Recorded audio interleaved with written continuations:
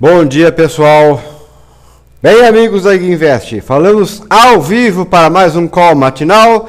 Desta vez é o call do dia 13 de junho, uma quarta-feira, é isso? Quarta-feira. Opa, rapaz mais perdido. Deixa eu arrumar aqui o foco. Acho que melhorou, não, piorou. Ele melhora assim. A câmera todo dia sai de posição. Tá, tudo bem. Estão me ouvindo bem aí? Bom dia, bom dia. Som ok? Ok, beleza. A minha cara vai ficar meio fora de foco, mas eu sou feio mesmo, não vai fazer a mínima diferença, tá? Porque eu não consigo arrumar essa câmera aqui. Teria que ter alguém aqui me ajudando. Agora acho que melhorou. Tá, mais ou menos assim, deixa assim. Simbora. Muito bem. Eu tô vendo que o Thiago Almeida tá estreando aqui com a gente. Muito bem-vindo, Thiago. Acho que você vai gostar do call. Você está iniciando em mercado de renda variável. Vai ver que tem algumas manhas. E assim, acho que o melhor que você pode fazer é aproveitar da experiência dos que já vão aí na estrada há mais um tempo, tá? Então, fica à vontade. Ele tem uma dinâmica própria, tá? No primeiro momento a gente faz um panorama geral de mercado, índice futuro, Ibov, dólar, perspectiva, estudo do cenário econômico, e onde a gente costuma misturar mais as coisas. Num segundo momento é o call de ativos, em que as pessoas vão pedindo os ativos para a gente ver. Eu já tenho aqui MMX, LLX e Siderúrgica Nacional, que alguém já me pediu lá, de antemão, tá? Esse é um segundo momento. Então é assim, tá? A gente vai vendo aqui, eu vou conversando com vocês, meio que informalmente, é bem informal, não é nada formal. O André F. Diegão, quando vai rolar a palestra? Chegamos ontem ao acordo, dia 28 de junho, é uma quinta-feira, às 8h30 da noite. É o horário que a maioria do pessoal votou, para que fosse um dia de semana de noite. E o tema será,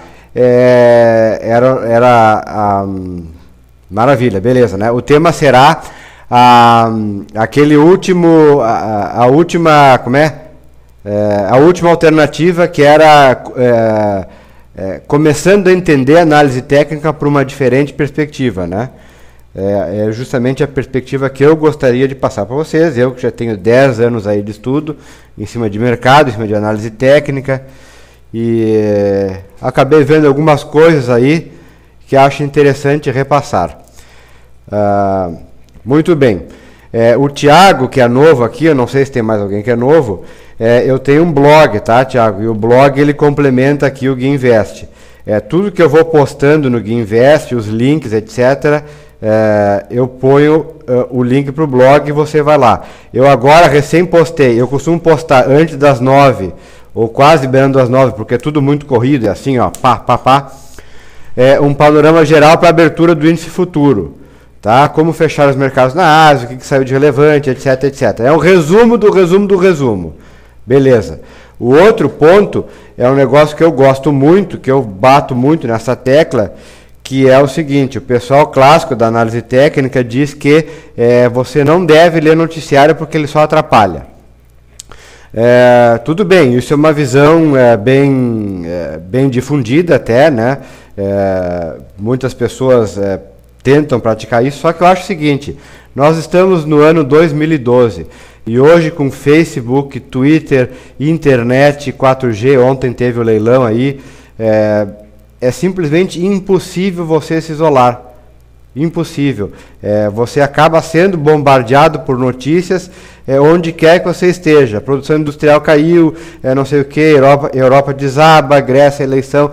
Então é impossível, praticamente impossível, você conseguir ficar isolado. Vou tomar um trago de canha aqui para molhar a goela. Saúde. Já que é praticamente impossível você conseguir viver como um monge, né, em cima lá no monastério do Tibete, isolado de tudo, eu acho que você tem que fazer do noticiário um aliado. E eu passo, a maior parte do meu tempo, eu não passo vendo o mercado. Eu passo estudando e vendo noticiário. E eu costumo postar das maiores e melhores fontes do mundo, Reuters, Bloomberg, BBC, The Guardian, o El Mundo, hoje eu estava pesquisando o El Mundo da Espanha, enfim, os melhores blogs, os melhores, maiores e melhores analistas, comentaristas, economistas, eles vão produzindo peças. Eu costumo pegá-las e catalogá-las e posto para vocês o título no blog, a seção sala de imprensa.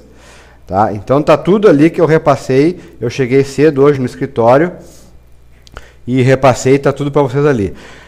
Inclusive vocês já veem, por exemplo, né, dando abertura ao nosso call, que já tem lá um ministro do Ministério da Economia da China, quer dizer, coisa interna deles, que já está dizendo que o PIB chinês para o segundo trimestre vem abaixo de 7%, o crescimento do PIB.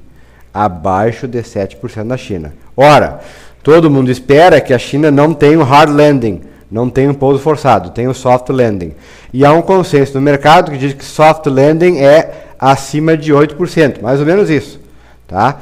Ora, se o crescimento do segundo trimestre vem abaixo de 7%, a média dos últimos dois, porque o primeiro também veio fraquinho, vai ter que ser muito boa, para cima, para levantar esse PIB geral acima de 8%. Bom dia, Marcos. Tá? Então vejo que os chineses lá vão ter que correr atrás da máquina para levantar esse PIB. Então, veja, se isso já está no noticiário, se eu li na Reuters, todo mundo viu, todo mundo sabe, e isso já deve estar no preço. Tá? Já deve estar no preço. Se os PIB chinês do segundo e do terceiro trimestre não vierem muito bons, o PIB geral de 2012 da China, o crescimento geral, vai ser fraco. Vai ser fraco. Por enquanto está sendo fraco, né? Então presta atenção nisso. Na Ásia tivemos... vamos mudar aqui a perspectiva. Na Ásia tivemos um dia bom, né? Uma noite, né? Aqui era noite, lá era dia. Então os mercados já precificaram esses PIBs? Provavelmente, Machado, provavelmente. Se eles não precificarem, eles vão precificar logo. É uma coisa que não vai se estender. Pelo menos este do segundo, né? E eles vão imaginando já como vai ser o do terceiro e do quarto trimestre. Eles já vão, o mercado já vai começar a procurar indícios de retomada na China. E se não acontecer, se o que for saindo, né? Se a dinâmica dos negócios que for saindo, dos indicadores que for saindo, não corresponder às expectativas, então o mercado vai botando isso no preço. Quer ver na prática como funciona? Olha aqui, ó. Foi uma das coisas que eu botei lá no blog. Vocês querem ver? Deixa eu só abrir aqui um negócio, tá? Não era isso que eu queria mostrar. Está aqui, ó. Olhem onde fechou o Xangai. Aqui, deixa eu aumentar. Zoom, tá? Vocês estão vendo o índice chinês, Xangai. Ó, ele vem numa congestão triangular, tá? Perdeu nos últimos dias e ontem, né, nessa madrugada, subiu com força, mas olha onde vai lá, ó, ainda abaixo das resistências, abaixo da linha de tendência de alta e abaixo dessa resistência lateral aqui. Ou seja, subiu, mas não está bom ainda, né? O melhor que a gente pode esperar é ver pelo menos esse índice operar aqui, para começar a dar alguma esperança. Porque a China, a economia da China, ela é muito grande, né? Ela é o maior importador de muitas coisas de muitos países. Já é, inclusive, o maior parceiro comercial do Brasil, e da Europa e dos Estados Unidos. Então, desaceleração na China não é bom para ninguém. É claro que também ninguém vai esperar que os caras lá fiquem subindo 10%, 11%, né? Já está assim há quase 30 anos. Todo ano. É evidente que uma hora ia desacelerar, mas ninguém espera que seja assim de soco para 5%, 6%, né? Aí começa a ficar ruim. A Índia, por exemplo, já está fazendo isso, desacelerando. É a grande decepção aí dos BRICS, é a Índia. A gente já vem comentando aqui há algum tempo sobre a Índia. Tá? Inclusive, Thiago, fica tudo gravado ali no meu perfil no Guinvest. Você pode acessar os calls anteriores e ir estudando um pouquinho aí. Tá? Muito interessante isso aí. Então, essa é a perspectiva da China. É o dado que saiu agora, essa manhã aí, tá no Reuters. Você nem leu ainda em nenhum noticiário no Brasil e já está vendo aqui. Veja como é importante você saber onde procurar as coisas. Enfim, depois de vender esse meu peixe, vamos falar, tem um negócio que eu queria falar que é o seguinte, ontem o mercado subiu, né? Estamos aqui, ó, aqui é o panorama do índice futuro, que inclusive hoje é o último dia de negociação. O contrato vence e vamos passar, a partir de amanhã, a ter liquidez plena no contrato para agosto, tá? Que é o INDE Q. Hoje ainda é INDE M.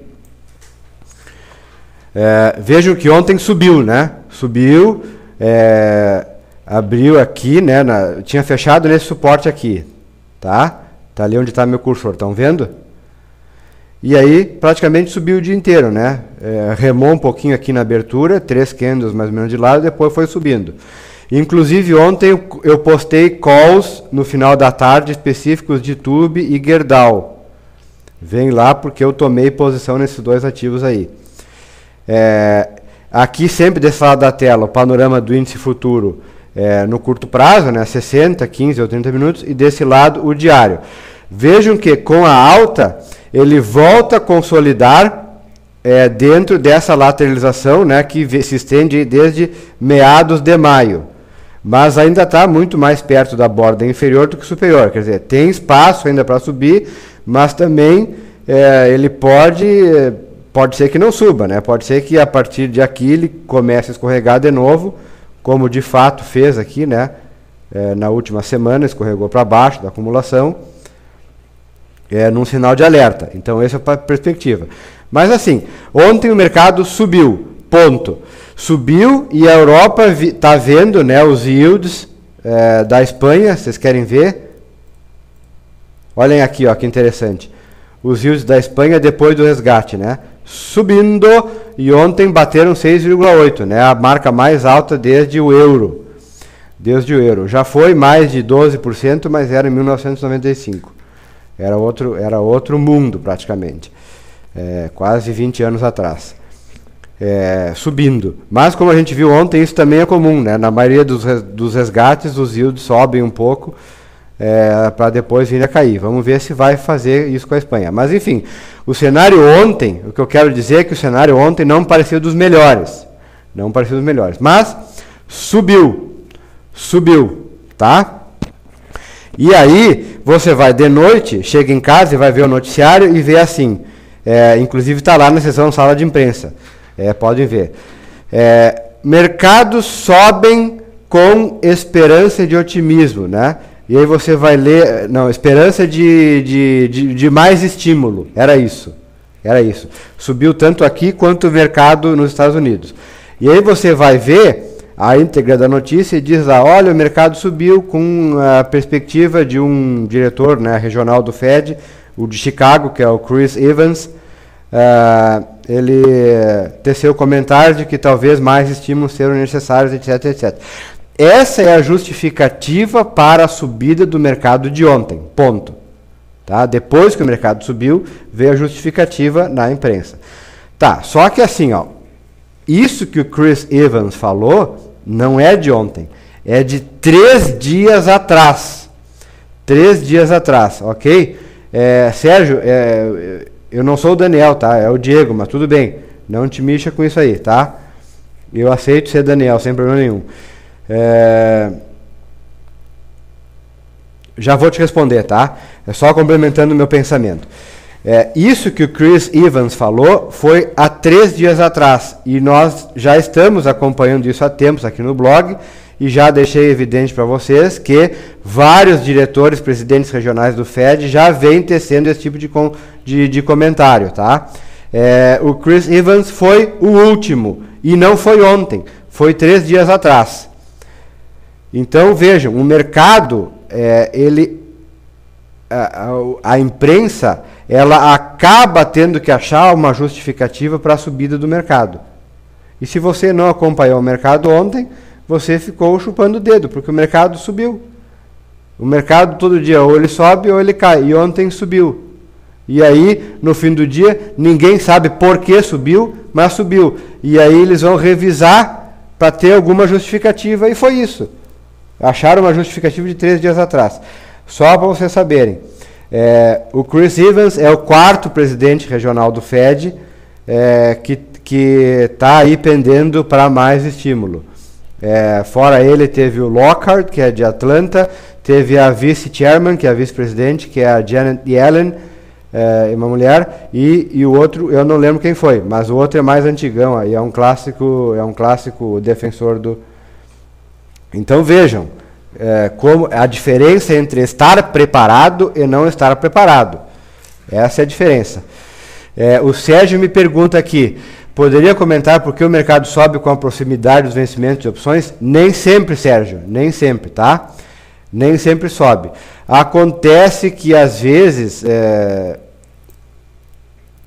como as opções são instrumentos muito líquidos e são instrumentos que permitem a alavancagem, às vezes as pessoas, em detrimento das ações, costumam procurar mover o mercado pela ótica das opções, manipulando opções. Isso é muito comum nos Estados Unidos, que é um mercado muito maior que o nosso. Inclusive, se você vai ver em alguns ativos nos Estados Unidos, o volume de negociação de opções diário é muito maior do que o do próprio ativo. Aqui ainda não, tá? Aqui ainda não chegamos nesse patamar. Mas lá é assim. É assim. Então, assim, ó, se o mercado caiu muito, uma semana antes do vencimento das opções, e elas estão lá na bacia das almas, é natural que o povo puxa as opções para cima, né? É natural pensar que vai acontecer.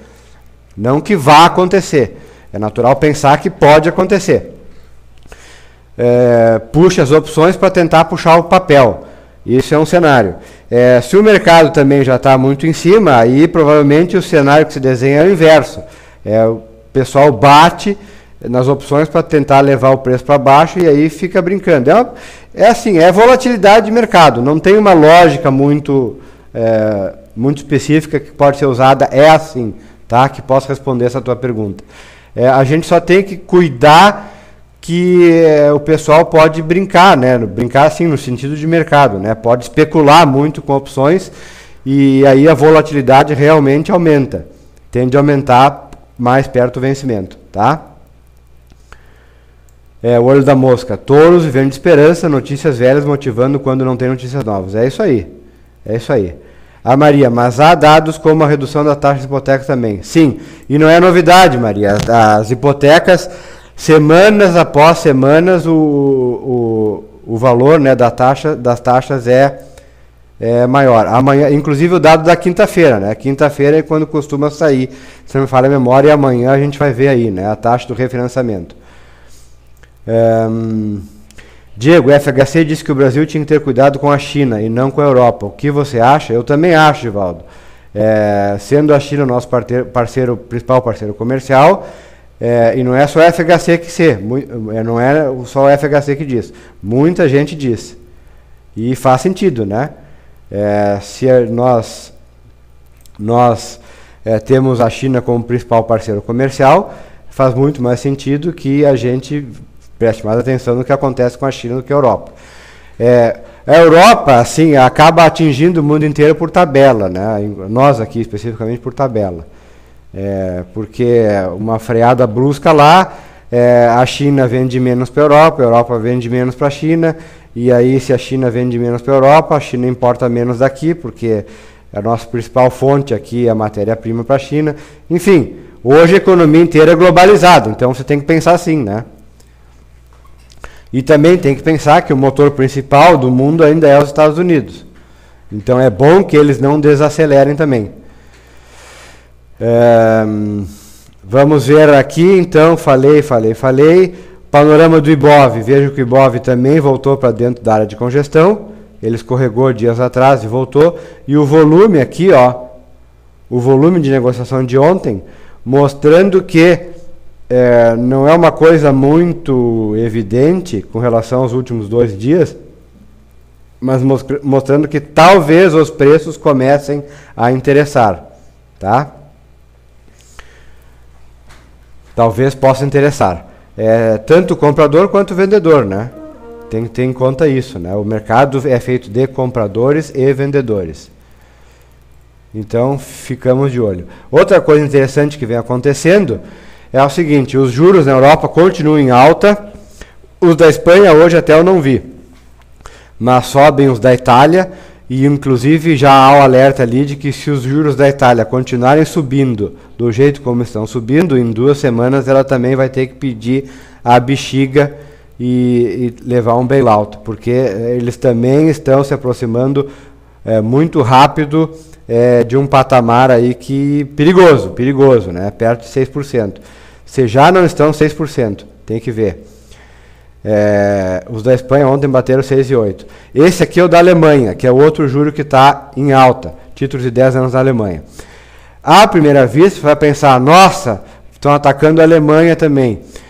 Isso é ruim. Mas pode ser que não. Pode ser que a ótica seja exatamente a inversa. O juro na Alemanha, ele cai quando as pessoas fogem do risco e tentam procurar comprar coisas mais sólidas, com melhor perspectiva. Enfim, é a Alemanha. Na Europa é a Alemanha. E se o juro sobe, é porque talvez as pessoas já estejam aliviando a pressão sobre essa sistemática, sobre essa dinâmica. Então, provavelmente, os juros na Alemanha em alta é um bom sinal para o sistema como um todo, aliviando a pressão.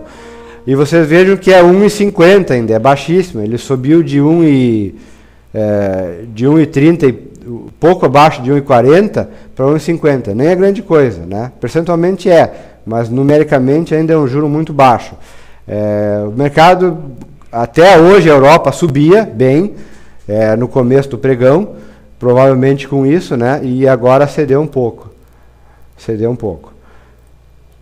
Produção industrial saiu, veio o segundo mês de queda, vejam aqui, na Eurozona.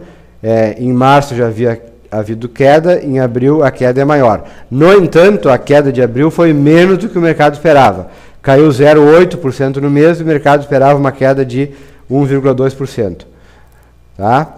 Aqui já mostrei, aqui é a seção telégrafo, que está lá no blog, está aqui, vocês podem ver. Nota de 1 ano da Itália, subindo 1,6% para 3,972%. Quer dizer, a Itália paga um juro de quase 4% para se financiar por 1 ano. Tá? É alto, né? É alto. Que mais? Islândia mantendo taxa de juros. Você tem aqui uma cobertura até bem completa do panorama mundial. O Shirakawa, né, que está aqui, que é o presidente do Banco Central japonês, do Bank of Japan, watching effect of strong yen on Japanese economy. Está monitorando o efeito da força do ien na economia japonesa. E assim você vai. Né? Eurozona, produção industrial na Eurozona, né, na comparação anual, tem a mais alta taxa de queda desde dezembro de 2009. Está aí. E assim vai o mundo. Né? A seção de notícias está lá. Eu botei em 3 partes. Você pode consultar. Fica lá. É um panorama bem interessante. E agora, especificamente no mercado, como estão as coisas?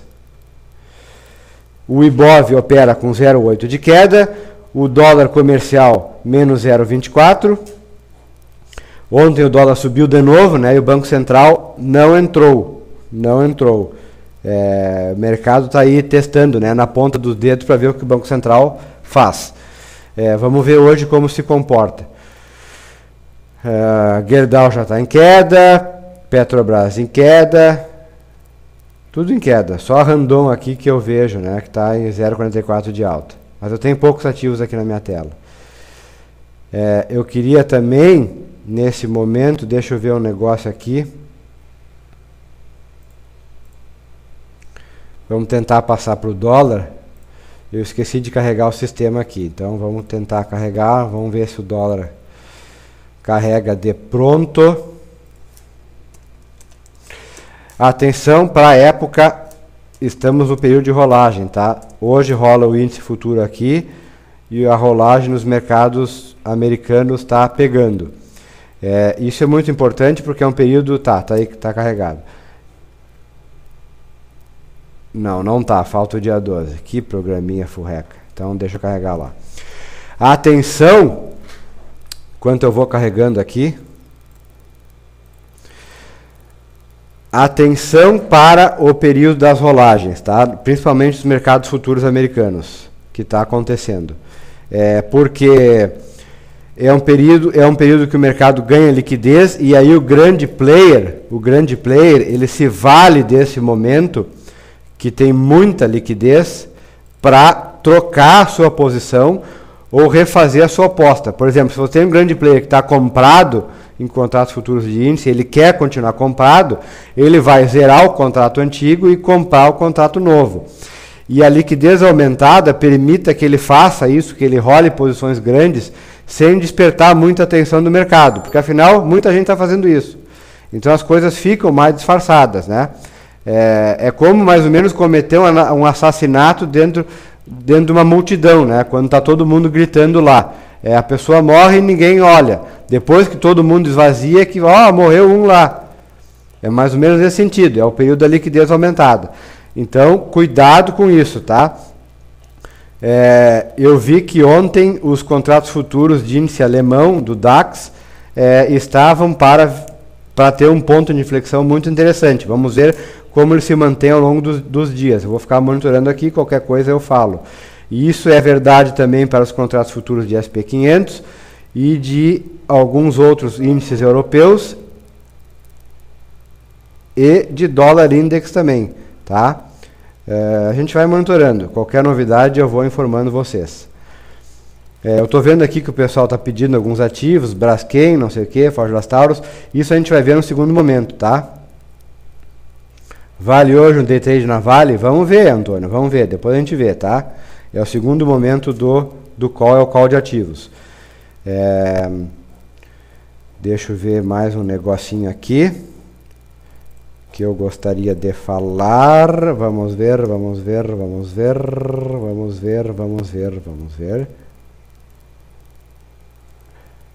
Um momentinho só, por sua gentileza.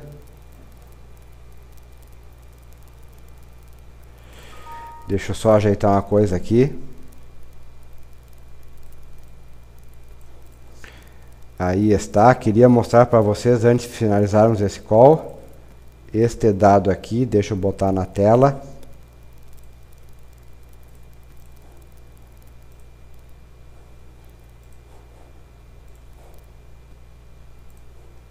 Tá aí. Nós temos visto aqui, recentemente,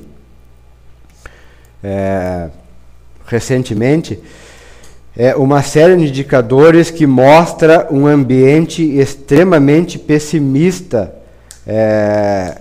para a alocação em ativos de risco, principalmente nos mercados americanos, que é onde esse tipo de dado é melhor computado.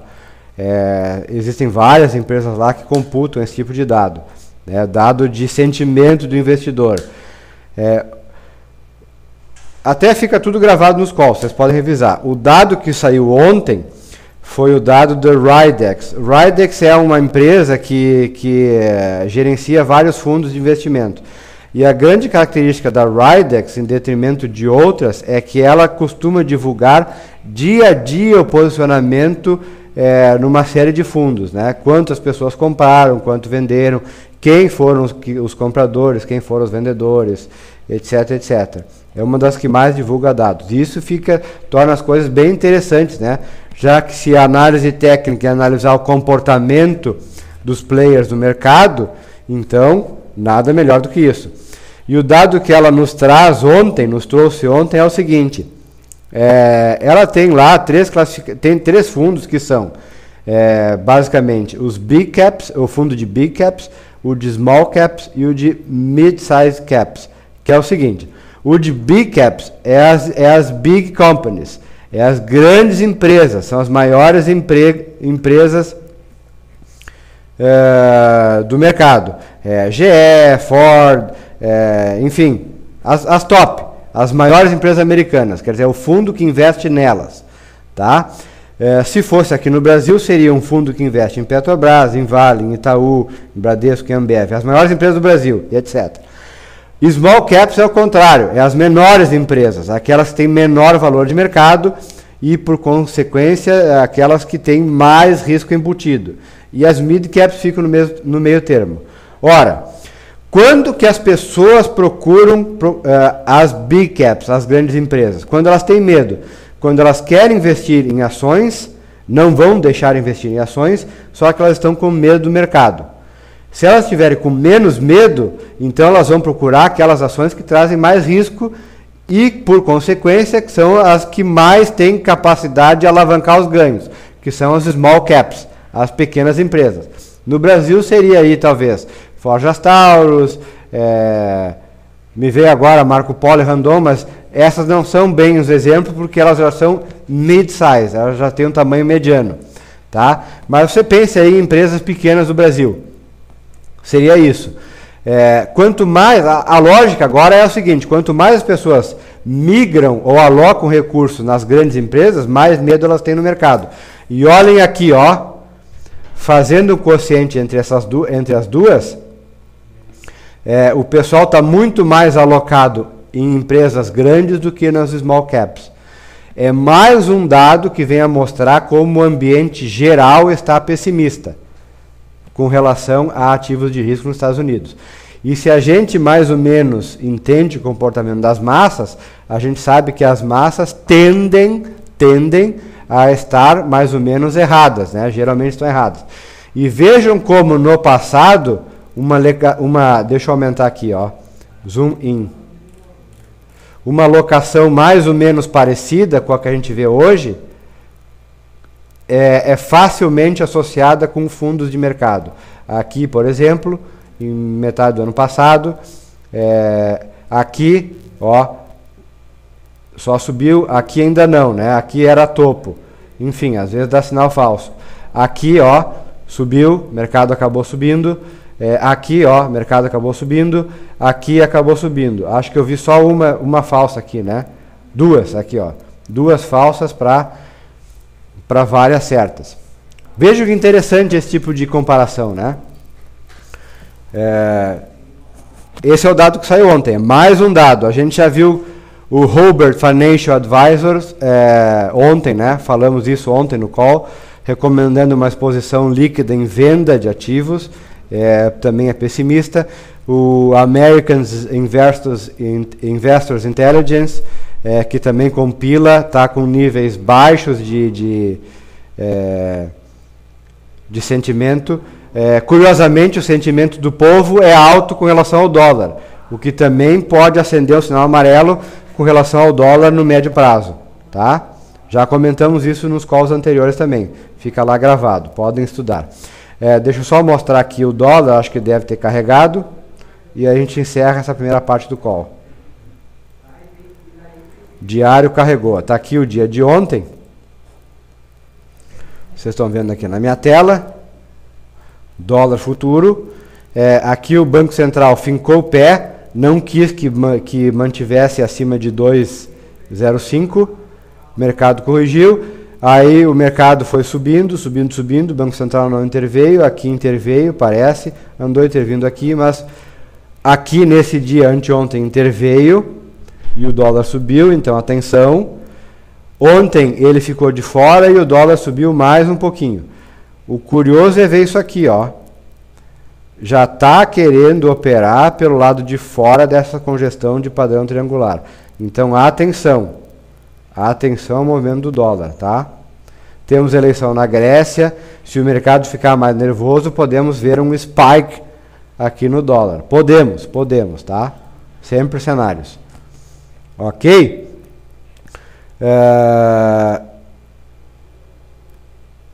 Duran, tá? Média móvel, Duran, SLC, vimos ontem, podemos ver agora. GG Marcos, Morgan Stanley, vem vendendo calorosamente aqui faz um tempo. O Morgan Stanley, GG, só para finalizar o call, é o seguinte, o Morgan Stanley ele vem vendendo há meses no Brasil, há meses. Depois de vendendo por meses, e aí tendo um saldo de alguns bilhões, eu acho, líquido de venda, ele vem a público e rebaixou a perspectiva para ações no Brasil. Aí ele vendeu mais 2, 3 dias e aí passou a comprar. É isso. Ele já não está vendendo tanto quanto vendia antes. Ele até, se você for ver, de alguns dias para cá, o saldo dele até não é dos piores não. Tá? Então, atenção com isso, né? É interessante. Por que ele não rebaixou o Brasil antes que ele começou a vender? Lá em março, quando ele começou a vender, adivinha por quê? Óbvio por quê, né? Porque ele queria vender antes. Primeiro ele vende, depois ele avisa, ó, o Brasil não está mais tão bem assim. Aí vai lá a sardinhada vender. Mas ele já vendeu. E se a sardinhada vende, quem é que compra? Tcharará, tchá, tchá. É mais ou menos assim, né? Nesse sentido que a gente tem que pensar, tá? Muito bem, finalizando então, eu saio agora e volto daqui 30 segundos, ok? Obrigado.